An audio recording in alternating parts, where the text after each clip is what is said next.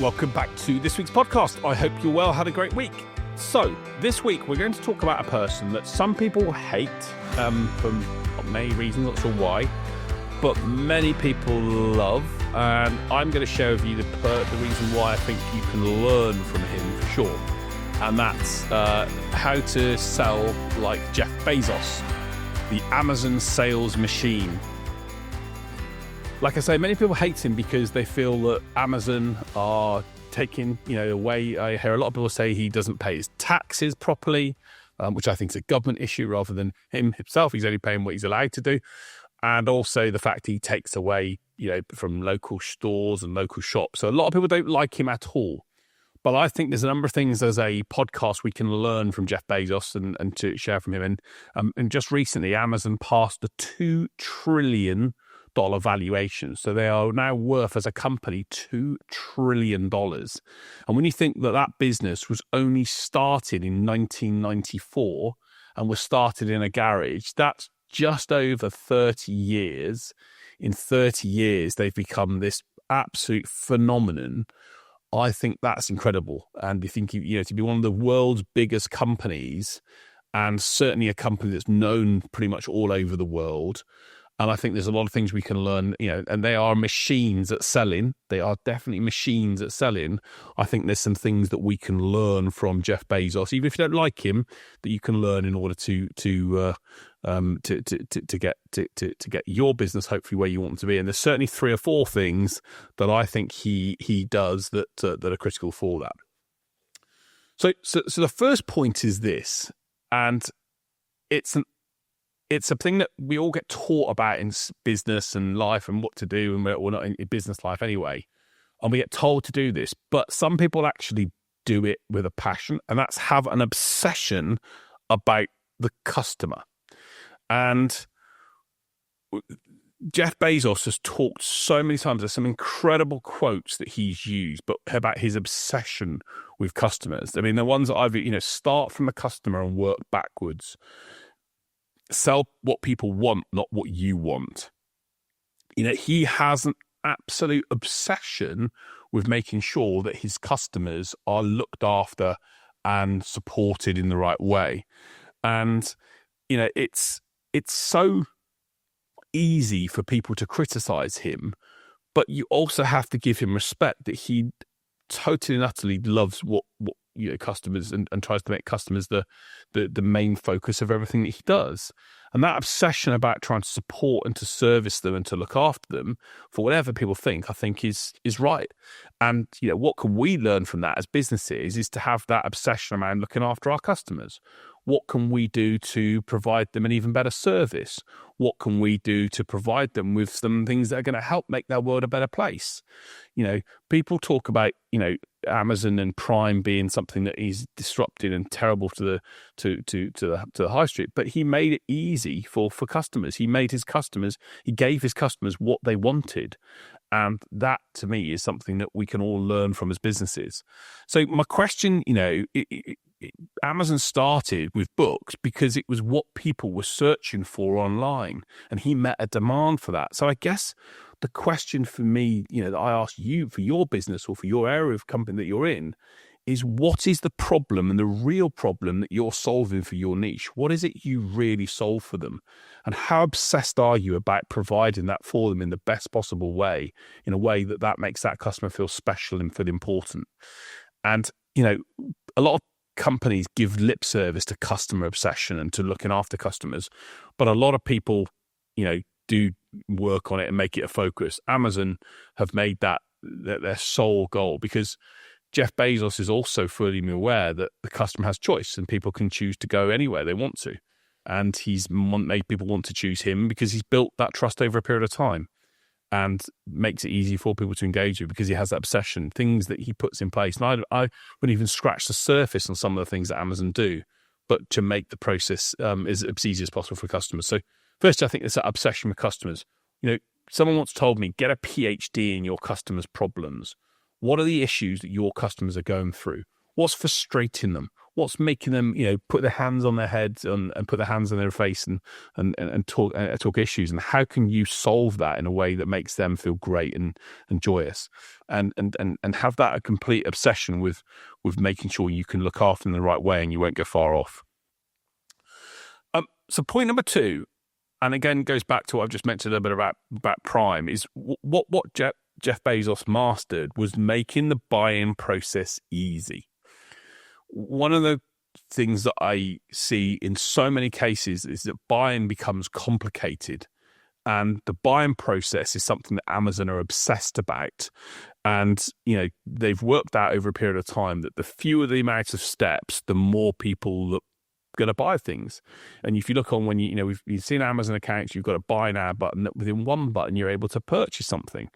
And this sort of idea of one-click ordering or subscribing and saving, where you can literally, no distractions, you're just making that process simple, I think is powerful.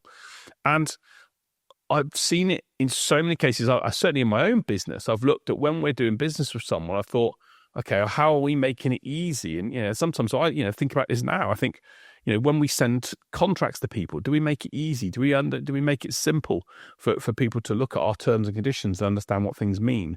Do we make it really easy for them to sign online? I still see some companies that send contracts in postal areas. When we can do that electronically now, for example. When the purchase has been made, how do you communicate and inform people around what's going to happen? How do you communicate when if there's a problem in the purchase? That obsession with looking after and understanding how the buying process works and making it so simple is key.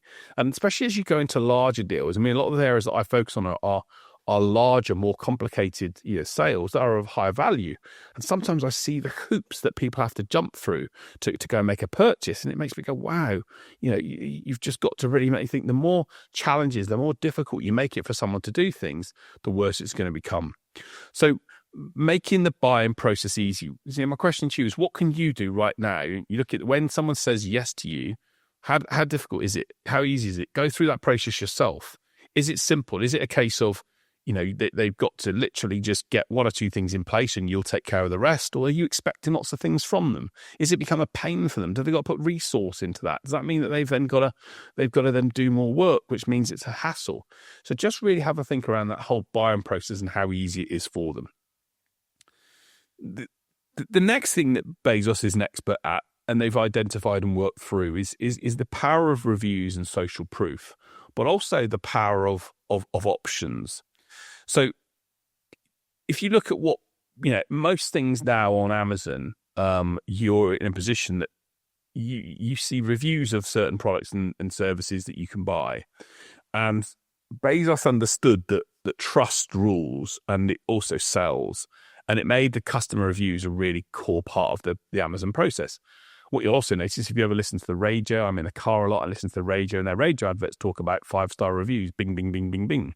That's what they come out on their adverts. They talk about that a lot and how social proof is critical. And they've made that part of the Amazon process. And what that does is it gives, as human beings, we want to belong with other people. We want to engage and know that we can, if other people are doing it, we want to trust them. And there has been some comments around some reviews on Amazon are fake and the such like, but he understood that for people to buy, they've got to feel comfortable, they've got to be able to trust. And one of the other things that, Amazon did, and people didn't necessarily realize this, was that he would make available on his website through the Google network other products from other competitive companies available. So he would also not just put reviews of the products and services that he sells on his website, but he would also put in place a review where you could go to another site. And he knew and trusted in his own ability to deliver and to deliver seamlessly and to look after the customer, that when people then clicked onto a page to go to another site which sold the same product, and they then had to go through a hassle process to register, and they then had to go through a process to literally, pay for shipping and all these other things. People are like, oh, stuff it, I'm going to go back to Amazon. So he built that trust and that social proof through what he did on the site. And whether you like it or loathe it, that reality is it's looking after the customer, and it shows that people want to, form part of other elements. They want to form part of a community. They want to form part of something else. And he's an expert at putting that together. So Another thing that, that Amazon are really experts at is they do a lot of work to get people in initially. And this is a really interesting point around sales and something we all need to consider a little bit. But a lot of time people, especially in new business, people try and make money at the start. And there's a great phrase that, you don't make money at the start, you make money in the middle and the end. And what Amazon realizes is even though they'll price products at a cheap point, so the margins are not particularly strong, not particularly big, because they make the buying experience so seamless and they focus on then providing other services to you, what that then does is it means that you go back into repeat business. And so even though they don't make so much money on individual products to start with, because you're then repeating that process time and time again, because it's so easy, you make the money in time. And so many businesses, unfortunately, try and make money early and try and, and don't understand that you need to build relationships over time, and that trust and that over time, that familiarity, that continuity is going to make people want to work and to buy from you over a period of time. So, maybe, price, put your pricing in place that's, some people say, no, I'm going to charge the maximum amount up front because I may not work with them again. That's an option. But if you really want to build a business that scales and grows, you've got to be in a position to give customers a good deal, but then be in a position where you drive that repeat business. And if you do that, and of course you've got to make money on things, but if you do that, you're gonna be more successful because you're going to build a lifetime customer value. And the lifetime customer value stats on Amazon and what they do with customers is ridiculous because of the fact they get people in and then they keep them over a period of time. And great businesses and great salespeople have that same approach. They bring people in and then they do business with people time and time and time again. And in time, that then gives them the rewards for that. And then the final thing, is around, speed.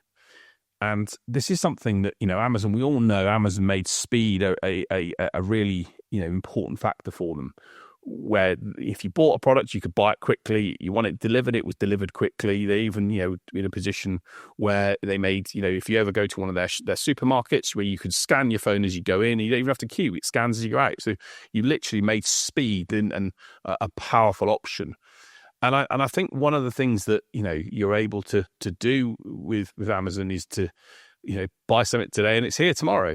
And in many cases, you're providing solving a problem straight away for people. And one of the things that so many businesses do is they make it complicated. I work with a company at the moment who was in some cases taking 6 to 9 months to deliver on a solution for a customer, which just at the end of it, the customer's like, I'm bored with this project now.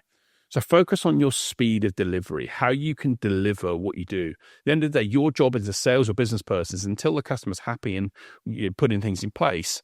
Can you put things, doesn't mean say you can't deliver it, of a high quality, but can you put more in to make it, give the customer a solution that works right now, that solves their problem right now, that gets them into a place where they're happy right now, rather than it taking 2 weeks, 4 weeks, or whatever the time frame is from that point onwards.